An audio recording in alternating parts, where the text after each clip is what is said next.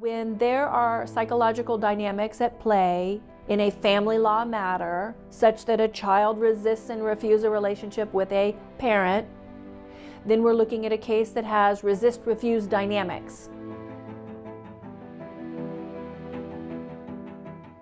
So how to litigate a case where resist-refuse dynamics are part of the custody dispute. Here's how I litigate those cases. I apply my 30 years of experience as a psychologist in psychology, right, to my knowledge of family law. And I look at all of the factors that I can see that are involved in the dynamic that occurs in the family system.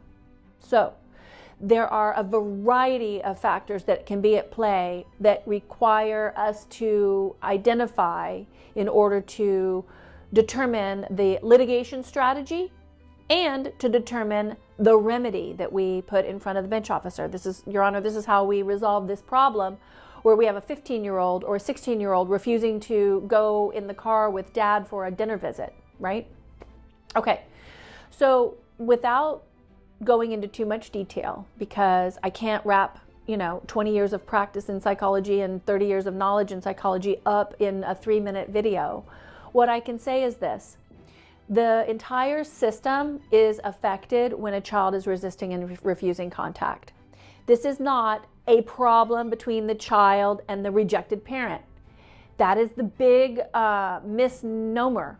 That is the big false belief that occurs in these types of cases. People think, oh, let's put the kid and the rejected parent in therapy and everything will be fine. No, absolutely not. How do you litigate resist-refuse dynamic cases? I litigate them by getting into the entire system and looking at all of the dynamics involved. For example, what is happening with parent A? What is happening with parent B? What is happening with the child and the children's siblings, right? While I can't necessarily speak with the other side, I can sure get some perspective from my clients and also from the opposing attorneys that are involved. Sometimes there's attorneys for the minor children, and sometimes there are already psychologists involved in these cases.